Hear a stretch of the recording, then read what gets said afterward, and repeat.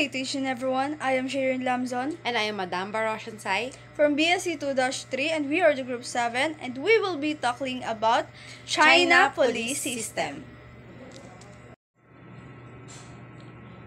Na-establish ang People's Republic of China under the control of the Chinese Communist Party or the CCP noong October 1949. Ang police force sa China ay parte ng Ministry of Public Security or the MPS.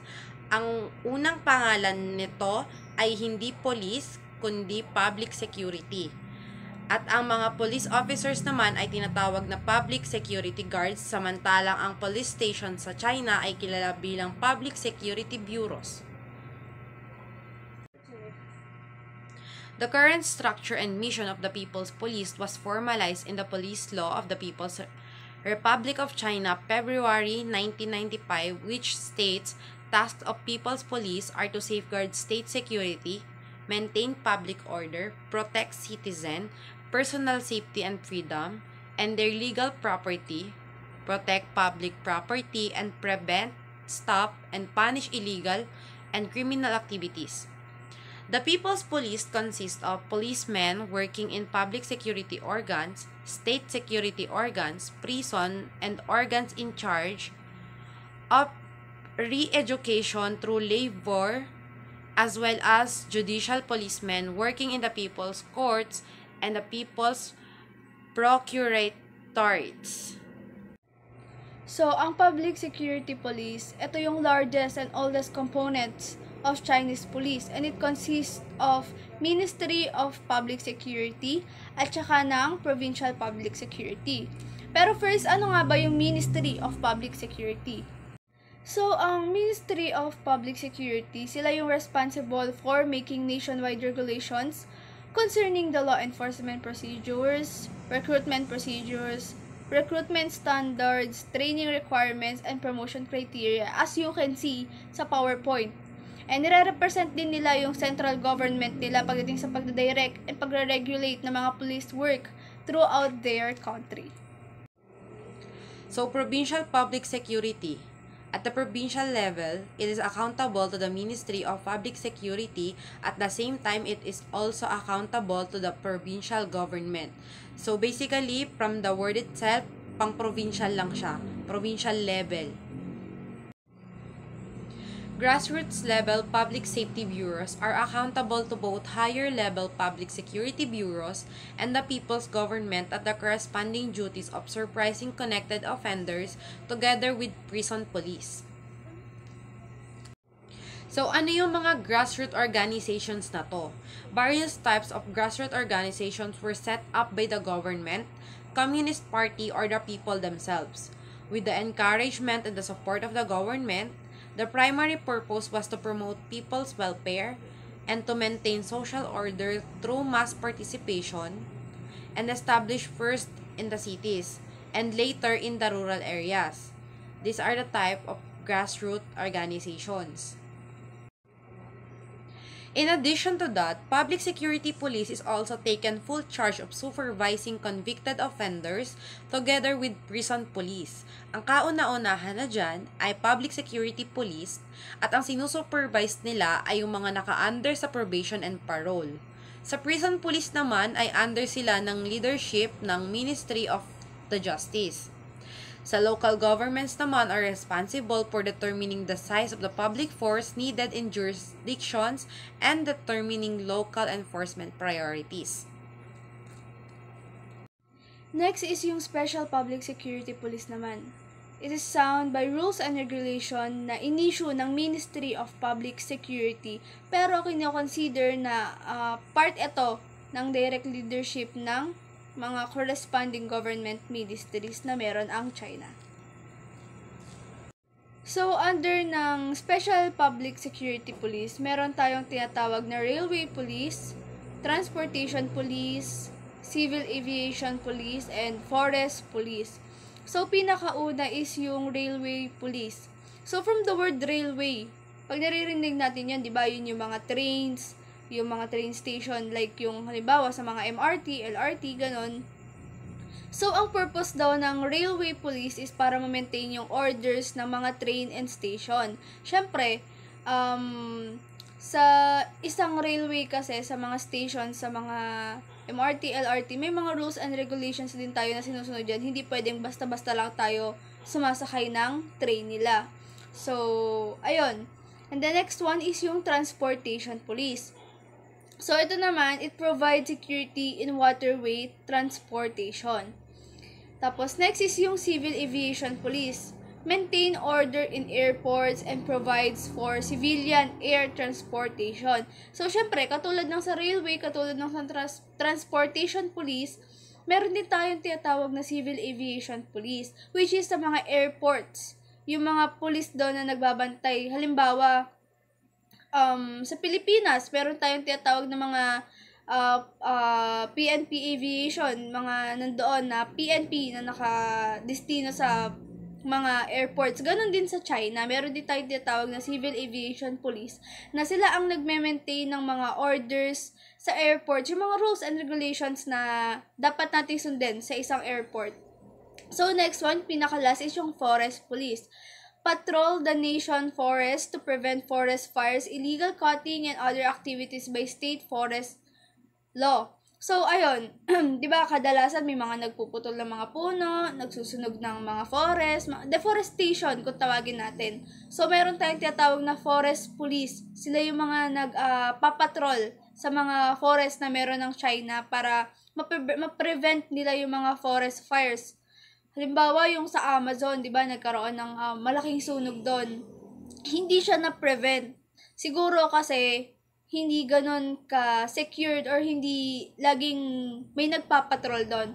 So, sa China, meron silang tinatawag na forest police na magpapatrol sa mga forest na meron sila para maiwasan na makapag-commit ng mga illegal cutting pati na mga forest fires. So, People's Armed Police. So, ang functions nito includes patrol, maintaining security and order in border areas, guarding high-ranking government officials and foreign dignitaries, and providing security for important government buildings and facilities. Ito ay under ng Joint Command of the Ministry of Public Security and the Central Military Committee. Kung i-compare natin, ito ay parang armed forces natin dito sa Pilipinas.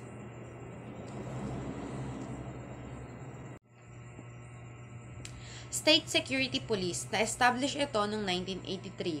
It is responsible to protect the state security by preventing foreign espionage, sabotage, and conspiracies. Under the leadership of the Ministry of the State Security.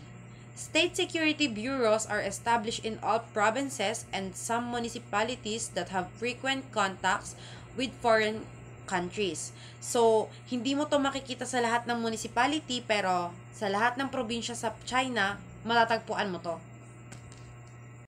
So, pagdating naman sa ranking system ng China, meron tayo dito yung pinakamababa, which is yung tinatawag nila na officer. Sa officer, meron tayong first, second, and third grade officer. And the next one, yung sumunod sa kanya, mas mataas sa kanya, is yung sergeant, which is meron ding first, second, and third grade. Next is inspector, na meron ding first, second, and third grade. Next one is superintendent, na meron din first, second, and third grade. Tapos, pangalawa sa pinakamataas ang Deputy General Superintendent, at ang pinakamataas sa kanila is yung General Superintendent. So, next sa best practices, meron tayo dito na China Police Accountability. So, China Police Accountability, the Chinese police is general enjoy a positive image in the eyes of the public. The Police Law of 1995 established a new police supervisory system. So, meron tayong tinatawag na police supervisory system. So, ano-ano nga ba yung mga police supervisory system or yung 4 types of police supervision natin? Procuracy supervision. It is to ensure that the police perform their duties within the boundaries of the law. It reviews and approves police requests for arrest and supervises the legality of other police actions. Procuracy has the responsibility to receive and review citizens' complaints against the police and obligated to bring a criminal prosecution against the responsible officers. Ang kagandahan nito, meron din tayong ganito sa Pilipinas. At ang kagandahan nito ay namomonitor natin kung tama pa ba o mali ang ginagawa ng mga pulis natin. At meron tayong pwedeng lapitan kung sakaling ang kanilang ginagawa ay hindi na tama. Administrative supervision. To subject to supervision of the Ministry of Supervision. It receives and reviews citizens' complaints against the police. The supervisory agency either recommend to the police agency that disciplinary actions on the officer by itself. To ensure the legality of police operations, it may also send agents to police agencies to inspect their work. So, ang kagandahan nito ay nasi-check natin ang legality ng ginagawa nila. Kung ito ba ay legal pa o ito ay hindi nakasama sa dapat nilang gawin. So, internal supervision, no? So, aside from this, hierarchical oversight, there is also an internal supervisory system within each police bureau through an internal supervisory committee. So, ano bang purpose ng internal supervision?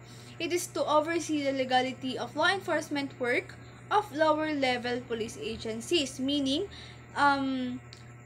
merong authority yung mga nasa internal supervision na mag-inspect or tignan kung lahat ba ng mga desisyon or mga gawain ng mga lower police levels or yung mga lower police agencies, titignan doon kung tama pa ba yung mga desisyon or kung mali na ba yung mga ginagawa nila. So, ang purpose nito is maisaayos and maitama yung mga magiging pagkakamali ng lower level police agencies.